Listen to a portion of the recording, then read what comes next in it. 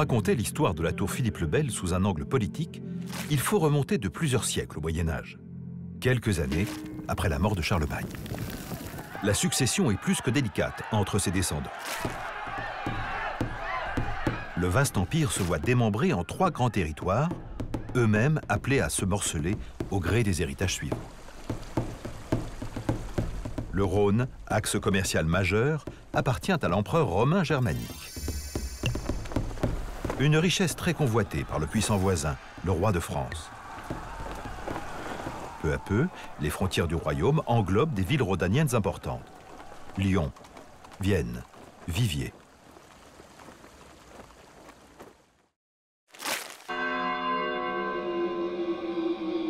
Dans tout le Midi et jusqu'en Provence et à Avignon, un courant religieux dissident propose une lecture exigeante des évangiles.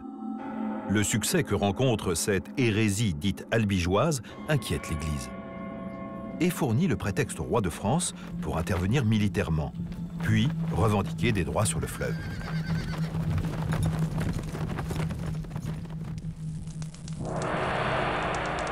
Colère des autorités avignonnaises qui se pensent maîtres des 2 rives, comme en témoigne ce grand pont qu'ils ont construit. En bois tout d'abord, puis en pierre, et qui semble affirmer « Nous sommes ici chez nous d'une rive à l'autre ». Dans cette partie d'échecs, Philippe, le roi de France, avance une pièce importante. Cette tour où nous sommes, assortie d'une autre, plus petite, placée comme un poste frontière à l'entrée du pont, alors que la rive ne lui appartient pas encore. Mais c'est une façon de proclamer « Désolé, mais mon royaume commence bien ici même ». Stupeur générale sur la rive gauche. Des hommes en armes et un officier de haut rang viennent protester vigoureusement. Au cours des quelques années qui suivent, la tour reste un sujet de grande discorde. Elle est occupée, restituée, puis agrandie et à nouveau confisquée, puis enfin rendue à la France. Philippe le Bel avait en tête d'importantes fortifications de son royaume, où cette tour devait jouer un rôle majeur. Sur plusieurs faces, les pierres dattantes sont prêtes pour accueillir les murailles prévues.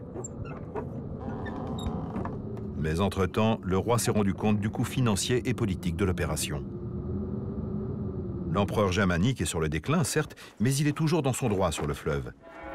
Et puis, il y a les papes, qui viennent de se placer sous sa protection en Avignon. Dans ce casse-tête diplomatique, les enjeux militaires deviennent secondaires. Le projet est abandonné. Et la tour devient désormais simple spectatrice de l'histoire. Sans bataille, mais avec des achats ou des ralliements, les frontières françaises poursuivent leur progression vers les Alpes. Pourtant subsistent 2 enclaves, propriété du pape. La cité d'Avignon et le comtat venessin, avec ses châteaux et ses troupes, prêtes à défendre la ville pontificale.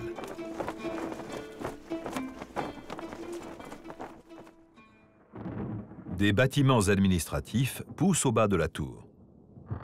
Victime d'effondrements à répétition, le pont tombe en ruine, comme le constate Louis XIV en personne lors de sa visite en Avignon.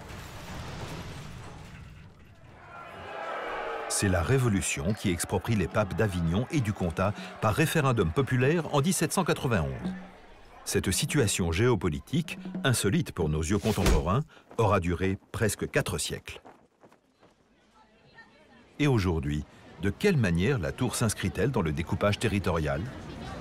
Encore et toujours à la croisée des chemins. Elle regarde Avignon, située en Provence-Alpes-Côte d'Azur, mais elle appartient à la région Occitanie. En revanche, la communauté de communes du Grand Avignon enjambe le fleuve, à cheval entre 2 régions. Et par une malicieuse ironie de l'histoire, le Grand Avignon retrouve d'anciens contours médiévaux. Entre les 2 rives du Rhône se poursuit encore et toujours une relation complexe, à la fois fraternelle et rivale, mais indissoluble.